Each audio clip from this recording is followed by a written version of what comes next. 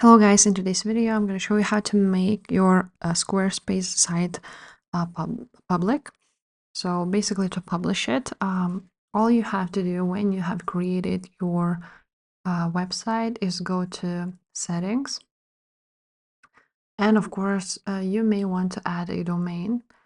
You can manage this domain or get a domain or use a domain of your own if you already have it and add it. But basically, when you click on site availability, as you can see, I cannot make it public. So I need to upgrade it, upgrade my plan. So for example, you select to pay $17 per month. You can choose a currency here too. When you select it, then you can pay monthly or pay annually. And then you will be able to fill in your billing address. And this is your order summary. As you can see, there is a 14-day money back guarantee. If you won't like it, again, then you're gonna pay basically. And yeah, after that, you can go back there to the settings.